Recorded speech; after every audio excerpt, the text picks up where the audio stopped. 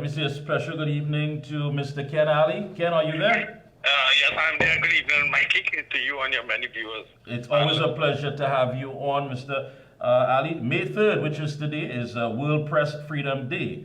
And this year they mark the 30th year of the UN International Day. And this year's theme, as defined by UNESCO, is Shaping a Future of Rights, Freedom of Expression as a Driver for all other human rights. And of course, I make reference to the Honorable Simon de Nobrega, the Minister in the Office of the Prime Minister and Minister of Communications, when he said that throughout history, the press has played an essential role exposing corruption, injustice, and oppression. It is therefore crucial that we continue to defend and protect the principles of a free press and ensure that those who seek to silence the truth are held accountable. Very powerful message. Are we living that here in Trinidad and Tobago based on your experience and years in this fraternity, the media? Well, the first thing is the minister said everything, nothing in that. It is just a stock comment on the role of the media, which we all know in a democracy. We must always remember that freedom of the press is listed in the preamble of the Trinidad and Tobago Constitution. So it is enshrined in our Constitution, and it's not a gift to be given by any government or any institution or agency. As the first thing, the other aspect of his statement, when he talks about we must take it seriously or something to that effect and preserve it, and the government is always the one that could affect one way or the other freedom of the press. Now, we generally, we have freedom of the press in this country. There have been incursions against that. There are some overriding issues. I continue to be concerned about media ownership. And that, of course, we always know that who pays the piper calls the tune.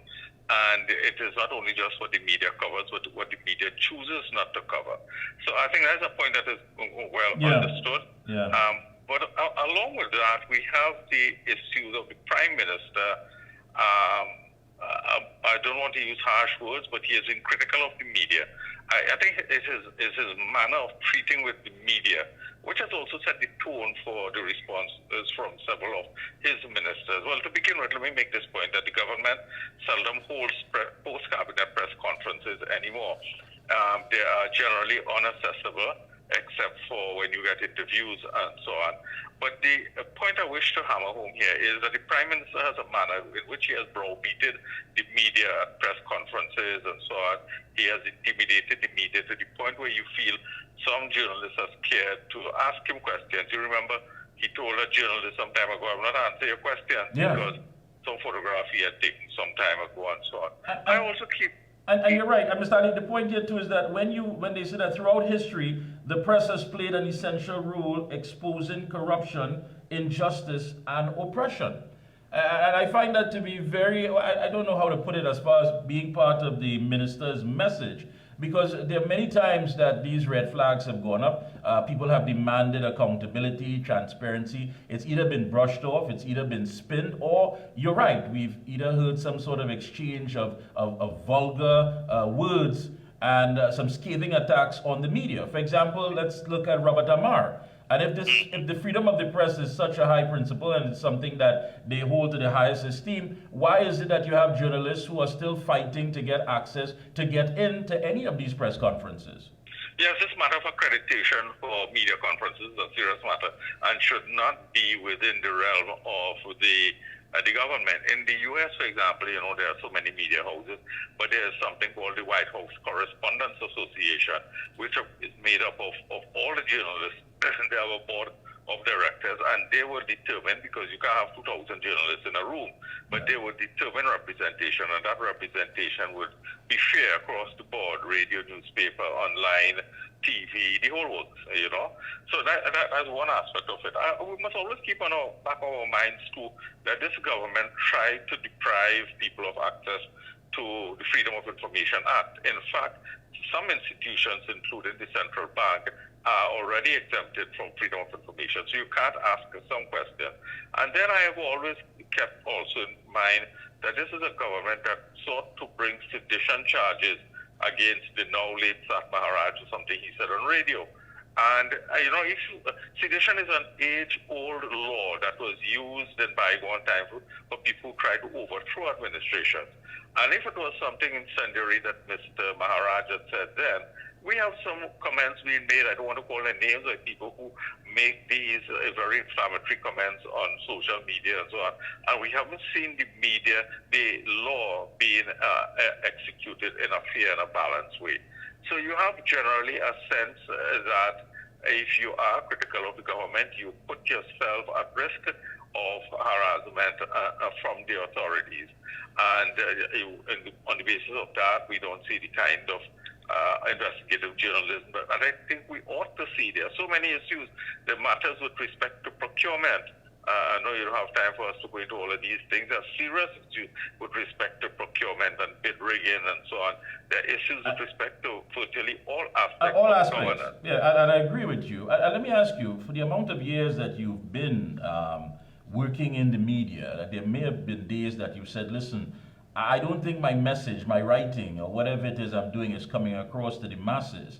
Are there times when the small man or somebody out of the blue will step to you and say, Mr. Ali, when you wrote that article, you saved my job, or you highlighted a plight that we were going through? And how does that make you feel then, knowing that there are people that are still affected? Yeah, that's a good question, and thank you for it. It is a justification for continuing to do what you do. I have faced that. I've had that throughout my career, including on radio. And there are times I've met people who say, well, you will speak into our plight and so on. And that gives you support and consolation that you are reaching people, because as a communicator, which you are also, you always wonder how far your message is going, whether it is impacting people. But we must never lose sight of the fact that the communication sector is critical to our society as an emerging developing society. And to our society in a developing world where there are a lot of issues pertaining to the use of the taxpayer funds and so on. So we have a crucial job to do, and we have to continue to do that in spite of the odds. Yeah. And then too, a lot of your writing, when you look at what's happening, the backdrop of our society, our economy, where people are basically trying to make ends meet. And here it is, you are asking some serious questions about a $106 million hospital project. I mean, this is not something that you can sweep under the carpet when people are trying their best to keep shelter over their head and food on the table. Tell us about this, because you wrote about it and there are so many questions that need to be answered. Yes, there is a firm that got a contract for $106 million to do the shear walls at the central block of the Port of Spain General Hospital. Now, the reports are that that contract was given after the official close of the bidding of the tendering process. So that's the first thing. The second thing is, and I've seen side of the contract, that the contractor has not met the stipulated deadline, which is, I think, 9 months. I don't have it on with me now. Stipulated period, and as a result of that, the contract indicates that the contractor must be penalized at the sum of $50,000 a day for a certain period of time. Now, I've written about that, and notably, no other section of the media has taken it up, and even more than that, the authorities have not responded. Now, that is really taxpayers' money, and that is just one, and that may well be symbolic of what is happening with taxpayers' money. And this is why I started by making the point about media ownership, because you have media in the country who are dependent on the government, not only for advertising, not because the government is a large advertiser, but some are part of large business groups that depend on the government for contracts to keep their organizations viable. And these are publicly traded companies. So we see that interlocking relationship with the government, and that could never be good for taxpayers. Yeah, and of course, even on World Press Freedom Day, when they're saying that they're shaping a future of rights, of freedom of expression as a driver for all other human rights moving forward. If we are so far behind the 8 ball, how are we going to move forward in order to get these, to shape the minds of people to understand how important it is that these stories that you write and others, which of course highlights the fact that our money, and we cannot hold anyone accountable or even be in a position to demand transparency. We rely on what you say and what you put out there to tell us, listen, things are not right. How do we deal with this moving forward? Well, the Washington Post says on its masthead, it says it every day, truth dies in darkness. And we must always remember that. We must always be vigilant, that people must speak out and ask questions at every level of the media, of the elected officials and so on. And that is really the only recourse we have. We have to be aggressive. And you see, sometimes you ask how I feel about responses from members of the public, but there are times also and I'm speaking generally, not just for myself, you will write issues, expose matters and so on, and they do not resonate sufficiently with the people. And these are matters pertaining to every taxpayer. If, for example, $106 million is not being put to its best use, that affects everybody, including old ladies who can't afford to buy pharmaceuticals and poor people who can't get the food card and so on. So people must continue to speak out on the issues, and that essentially is all we have, in these circumstances. How much would the right communication shape, let's say, for example, a political campaign? Oh, that is crucial. That is crucial. Messaging is very important throughout all campaigns, and I take a very great interest in the campaigns of the U.S. I, for example, took a great interest when a young man, a first-term a Democratic senator from Illinois, Chicago, Illinois, dared to challenge to become the president of the United States. Not only was he elected, but Barack Obama became the president for 2 terms. And I took great interest in his campaign, his communications, that of Bill Clinton, everybody. I've great interest in those things. And the communication, how you message it, is extremely important, of course, alongside with the political work. But communications, Mikey, is crucial, is the string of really of what you do in the politics. Yeah, I mean, it's something that you have to do as far as unfolding. It's not a one-dimensional sort of thing that you just do it today and that's it. You're talking you about want to be aggressive. And it must be consistent as far as getting that message across, so people can adopt what you're saying, adopt that narrative, and say, okay, we understand quite well, if given the opportunity, this is what is going to happen, this is how it's going to be accomplished, and this is something that really and truly goes into the heart of the campaign. So you would say that basically communications is the engine room? I would say so. And you see, just to localize it a little bit, you have to understand who your opponent is. Mr. Manning was a different opponent than Dr. Rowley. Dr. Rowley, I keep saying, consumes all the oxygen in the air, in the room. And he says things without a basis of fact. He said, for example, he tried to tie in the opposition to the bomb threats and so on. You must have a dynamic approach. You must be aggressive and assertive in dealing with these things, because, and I'll just use Dr. Rowley as one example, because he's a different political figure than others. So you have to train your messaging, the quality of your messaging, the timing and so on, appropriately with respect to the opponent you're dealing with. All right. And moving forward, I mean, based on everything that is happening, I mean, we know crime and all the other social ills, what do you believe would be the best narrative moving forward as far as, let's say, for the opposition, presenting their message and their campaign? To talk bread and butter issues. The country is suffering. The cost of food has gone up by 70% since 2018 alone. Since 2018, I've looked at the figures. I know what I'm telling you. The cost of pharmaceuticals have gone up, but we know the cost of fuel has gone up. Bad roads affecting vehicles. Joblessness is very high. The energy sector is now employing a quarter of what it did, and so on and so forth.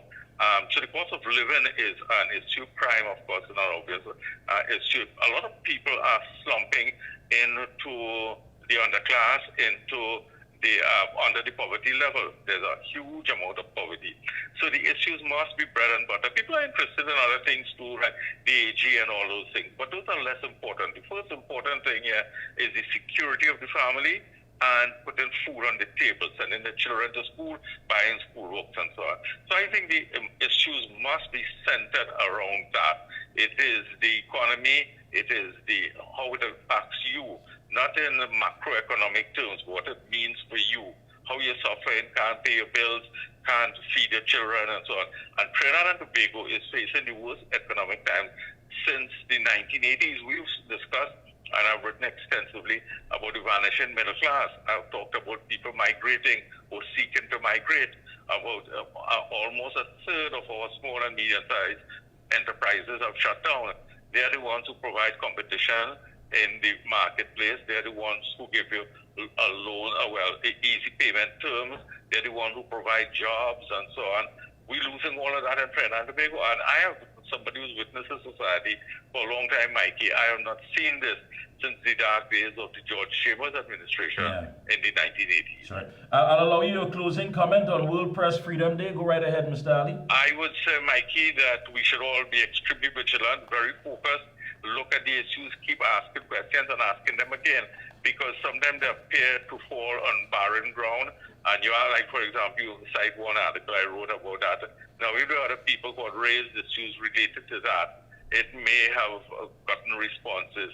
But when people feel that, when the authorities feel that somebody writes something and it reaches a certain area and no more, well, then it dies on the vine. Yeah. But it is important that people continue to be vigilant. We continue to discuss the issues of the day and hold the authorities to account. Thank you so much again for taking time out to link with us. Always a pleasure. All the best to you and your team, and take care.